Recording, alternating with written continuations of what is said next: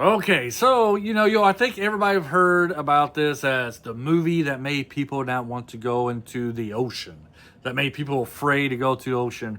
And I know people see it heard that so much it's almost like a parody, but you have no idea, unless you lived through that time period, how true it is. As a young kid watching Jaws, yes, it has affected me then. It affected me now, even though I'm trapped in the good old Midwest. I've been to the ocean a few times, and let's just say that I do not go out into the ocean past my waist.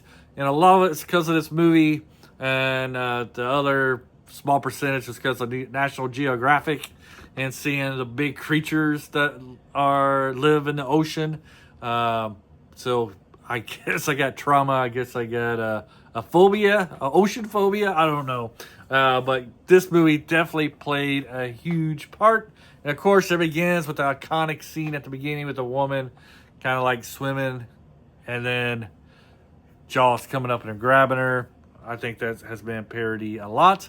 But one thing you have to say about Jaws, it is set the standard of these kind of monster type of horror movies. What's kind of ironic about it is that Jaws was supposed to have been seen a lot more than what it actually was in the movie, because good old Bruce here, I'm not talking about Bruce from Finding Nemo, Bruce, the mechanical robot shark, kept on breaking down, forcing Spielberg to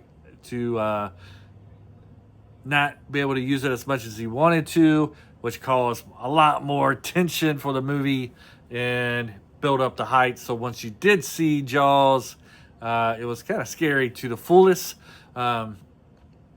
I should really, when I do this review, be doing this with my father-in-law, who at the time was in the movie business, and him and his other executives knew that Jaws was going to be a hit when they were watching it. And it was a scene where, I think it's Dreyfus goes down underwater, and then the skull appears out of the boat, and you jump. They knew once that happened that they were going to make a lot of money off of Jaws. And seeing that scene now, I knew it was coming, but I still jumped. And it's because you see the skull and the music at the same time gets you to jump. It's kind of got that jump scare element very well done. I'm checking off my notes here. I'm probably going off of notes from here on more. But yeah, so we're introduced. So we got good old Chief Brody, played by Roy Scheider, I think, who does an excellent job in his role. He's the police chief of a small island that depends on summer tourism.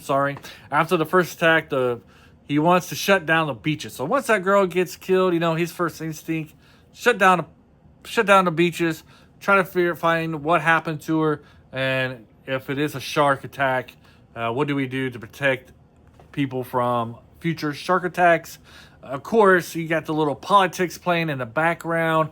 This little island really depends on the tourists that are coming in for, I think, is it Memorial Day in this one? Or is it 4th of July? Anyways, they're really count on the summer tourism. And so the mayor is reluctant to obey or to listen to his advice. So he keeps the beach open, and then you got another shark attack, and then you got panic.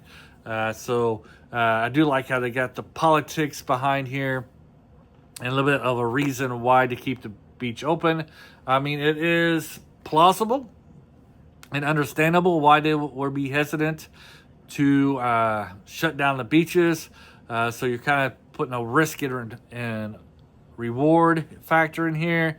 Do people have a potential of losing their businesses because they didn't make money because you shut down the whole economic system? I guess if you want to compare this to a modern day incident, you got COVID-19 to go through here, how the whole economy was shut down so people wouldn't get sick and die. It's kind of similar to what's going on in the movie Jaws. The movie also touches upon some everyday themes like parodying Early on, parents are more relaxed, letting their kids roam freely, but after the attack, that changes immediately. They become more protective, which is very realistic. Going back to the 80s here, being a Gen X kid, we could run everywhere. And then we had the Adam incident where he had a kid named Adam get kidnapped. He found dead. I think it was a gruesome death. I'm pretty sure. I don't want to get too gruesome, too detailed, but he died, and then all of a sudden the parents started to clamp up a little bit, be more protective of where their kids were going, and at least in my neighborhood, in my neck of the woods, I don't know about everywhere else, but we still had freedom, but not as much as we did beforehand because of what happened to Adam. You got the same incident going here. There's also a subtle father-son dynamic with Brody and his kid. It's something that Spielberg actually explores a lot in a lot of his early films. Fathers who are present but still somewhat distant. You see hints of that here, though Brody does try to connect with his children. One thing that really stands out is the cinematography. It doesn't always get enough credit, in my opinion. A great example is the zoom in on Brody during the shark attack. That moment where his fear becomes reality. And there is the nighttime scene with the fog and the lights on the water. It creates a very eerie atmosphere. The movie also uses suspense extremely well. When they find the abandoned boat, now head pops out like I was saying earlier. It is a great jump scare. Speaking of that, John Williams again does an excellent job with the score. It's no wonder why he got a lot of work during this time period, because he was an excellent composer. The music becomes the presence of the shark, especially when you don't see it. And that's one of the smartest things the movie does. It hides the shark for most of the runtime. You don't get a full look of it. It's about an hour in when you actually see Jaws. For the most part, Jaws looks realistic.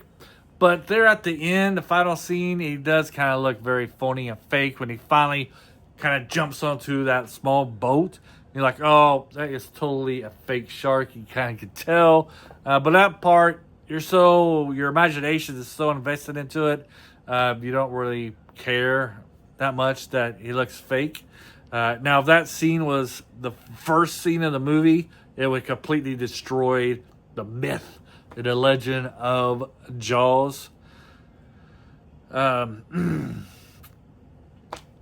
good characters we have is Hooper, played by Richard Dreyfuss, and Quint, played by Robert Shaw. Hooper is more scientific and analytical, while Quint is the experienced shark hunter.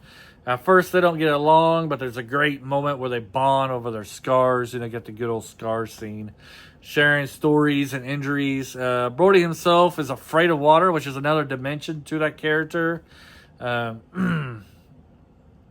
makes his decision to go out on the boat even more meaningful, because he's facing a genuine phobia. Be like me going out there in the ocean trying to do this shark. I can't imagine how I would be able to do it. So I gotta give props to that character.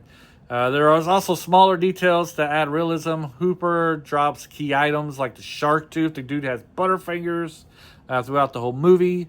And of course, you get the famous line, you're gonna need a bigger boat. Overall, Jaws is a masterclass in suspense. It's not just about a shark. It's about fear, human error, and how people react under pressure. The decisions to hide the shark, combined with strong performances, a great musical score, makes Jaws a near perfect movie. If you've seen Jaws, which I'm sure a lot of you have, what do you feel about it? Do you like it? Do you think it still holds up today? I say it still does. Let me know. Have a great day. And until next time, bye.